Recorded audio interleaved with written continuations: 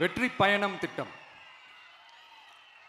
கட்டணமில்லா பேருந்து பயணம் என்று அறிவித்துவிட்டு அது பிங்க் பஸ்ஸில் மட்டும்தான் என்று கட்டுப்பாடு விதித்ததால் பள்ளி கல்லூரி செல்லும் மாணவிகள் முதல் வேலைக்கு செல்லும் பெண்கள் உட்பட குறிப்பிட்ட அந்த ஒரு பேருந்துக்காக காத்திருக்கும் அவல நிலை உள்ளது.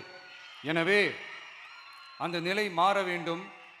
மேலும் குடும்பங்களில் ஏற்படும் சூழலால் அவசர மற்றும் அத்தியாவசிய பயணங்களை மேற்கொள்ள வேண்டிய நிலையும் ஒவ்வொரு பெண்ணுக்கும் ஏற்படும்.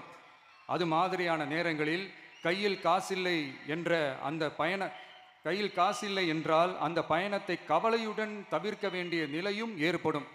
இது போன்ற தர்ம சங்கடமான நிலையை தவிர்ப்பதற்காக அரசு போக்குவரத்தின் அனைத்து பேருந்துகளிலும் பெண்கள் பயணிக்கும் வகையில் உத்தரவிடப்படும்.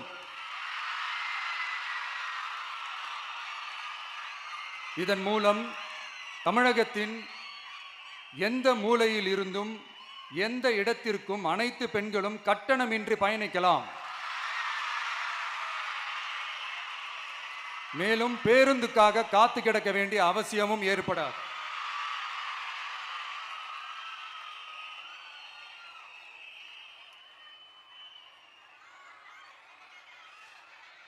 அடுத்தது, zero tolerance for crimes against women.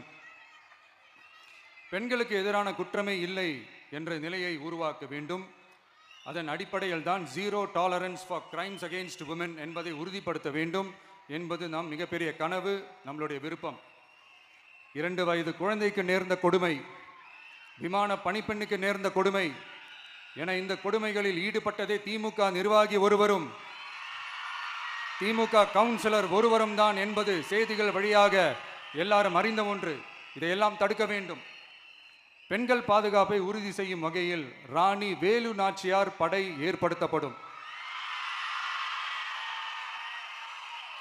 சாதாரண உடையில் இருக்கிற இந்த படையைச் சேர்ந்த பெண்கள் பாடி கேம் உடன் ஆங்காங்கே பாதுகாப்பு பணியில் இருப்பார்கள். இந்த திட்டத்தின் கீழ் மாநிலம் முழுவதும் 500 குழுக்கள் அமைக்கப்பட்டு பெண்கள் பாதுகாப்பு உறுதி செய்யப்படும்.